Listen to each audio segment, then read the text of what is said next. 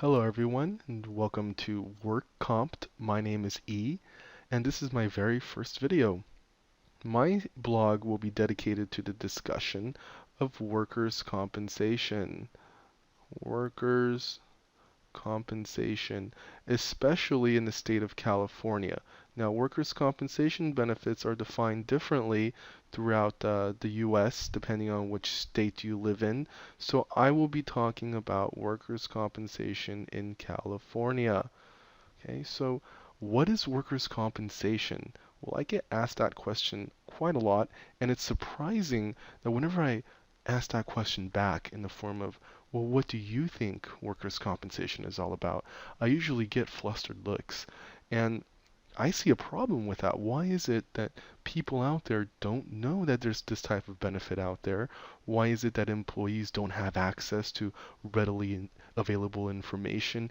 Well, that's what I'm here for, and that is what WorkComp is dedicated to. It's dedicated to providing injured workers and empowering them with information about workers' compensation benefits.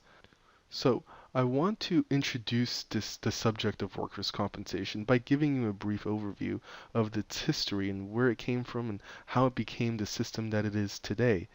Um, Back in the olden days, now when I say olden, I mean uh, late 1800s, early 1900s, the type of injuries you saw back then are actually pretty similar to the type of injuries you see today.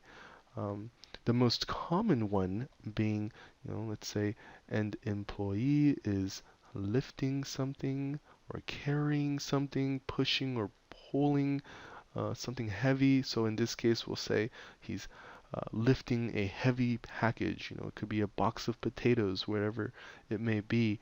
And all of a sudden, he starts feeling pain here in his low back. So he has low back pain. It could be sharp pain. It could be a strain. It could just be inflammation. It could be hot.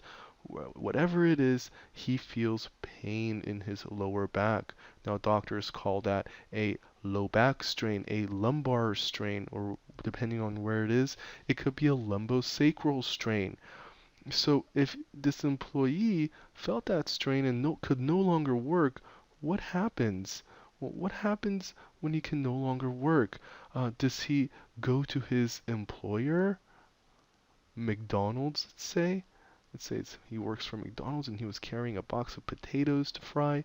Uh, does he go to McDonald's and say, hey, I'm going to be off of work. I need to get paid while I'm off of work. I also need to get paid for my medical treatment so that I can recover from this injury. Can he do that like he can today? No. Back in the old days, before the 1920s, the only thing this employee could do is to sue McDonald's to say, I'm going to sue you for those benefits. So instead, the employee had to go to court. Okay, so to court. So he had to bring his case to court and have a judge make a finding against McDonald's so that McDonald's could then pay him the benefits that he's owed.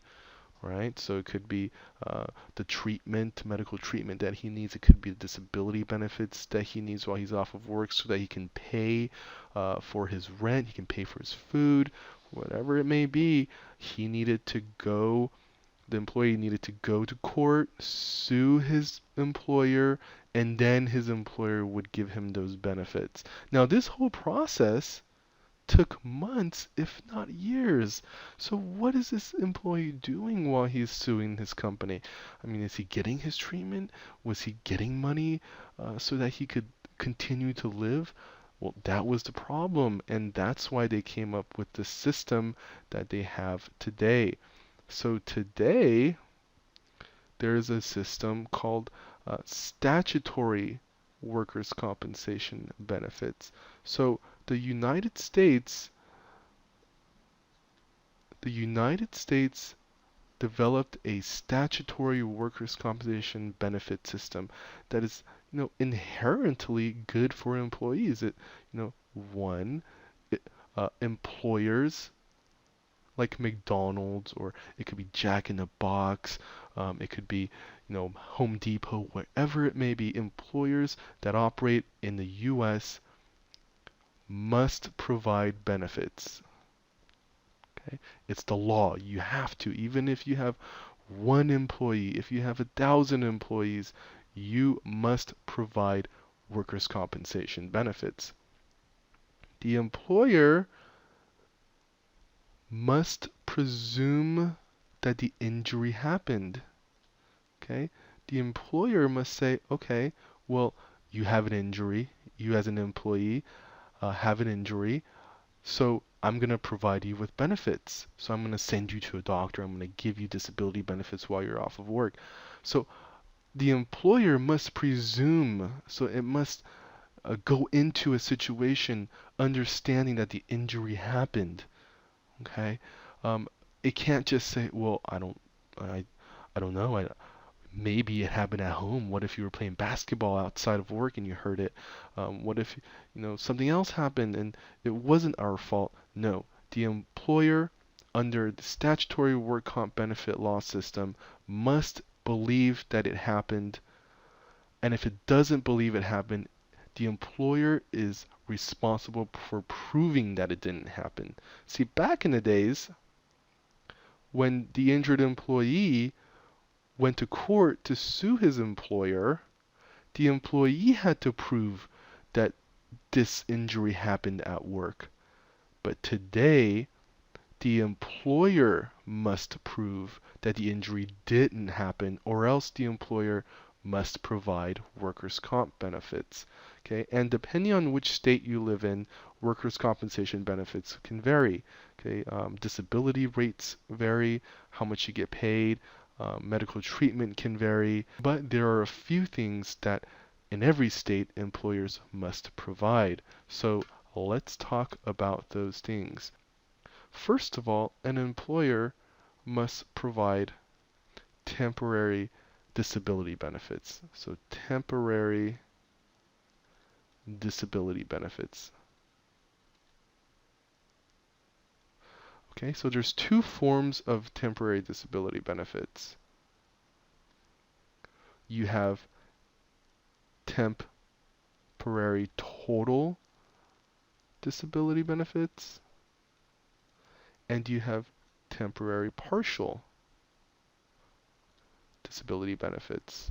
So what is the difference between temporary total and temporary partial disability?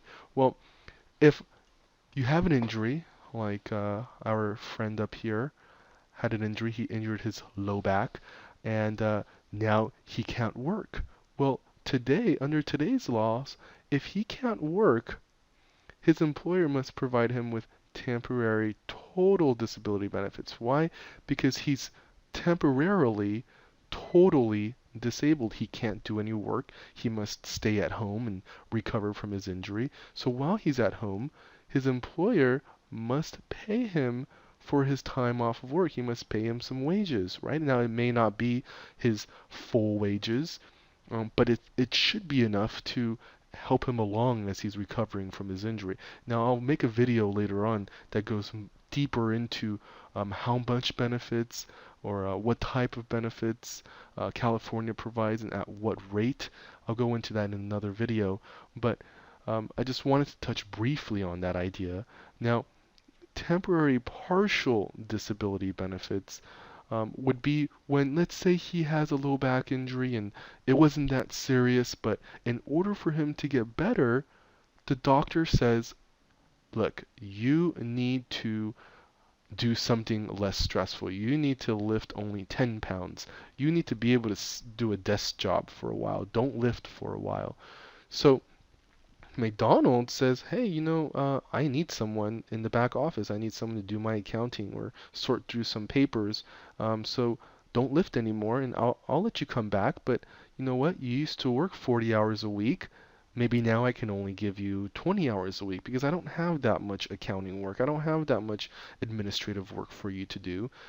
So I can only give you 20 hours of work a week. Now, if he was working 40 hours a week and now he's only working 20, well, the employer would owe temporary partial disability benefits. We'll talk about that in another video later on, but that's another type of benefit that the employer would owe. Besides that, there is also permanent, ooh, permanent disability benefits. Permanent disability benefits. Okay. So one, there's permanent partial disability, and there's also permanent oof, total disability. Now, what is the difference here? Just like up here,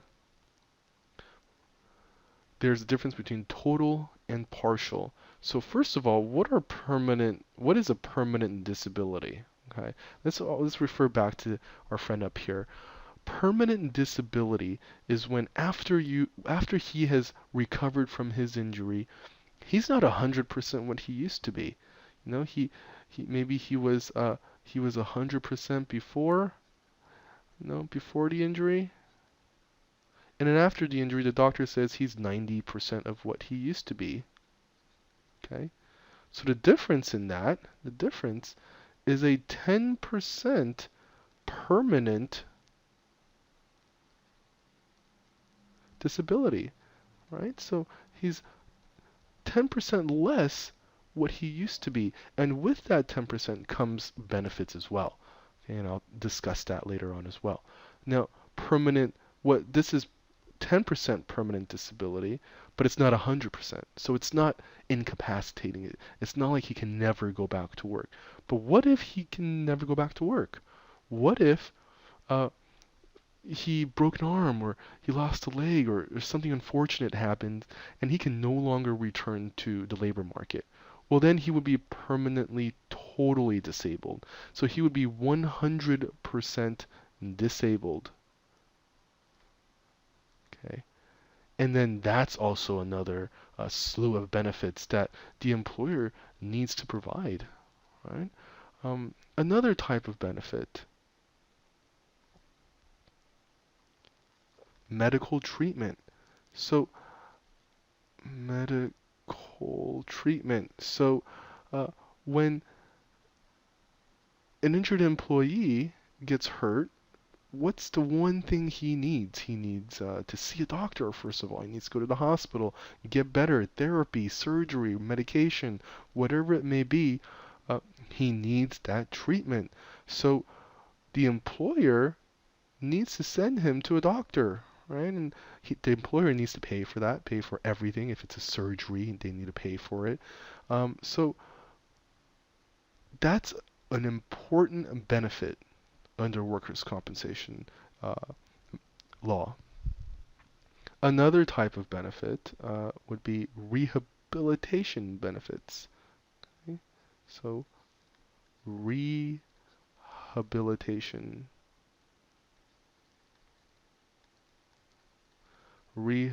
Sorry for my misspelling here. Rehabilitation benefits. So what are rehabilitation benefits? Well, let's say, like in this instant here, our employee is now 90% of what he used to be, and with this 90% comes the inability to carry 50-pound packages. So he can no longer carry 50-pound packages. But McDonald's says, well, I'm not going to hire anybody. I don't want anybody in my store that can't carry 50 pounds. Everybody's expected to carry some heavy potatoes once in a while.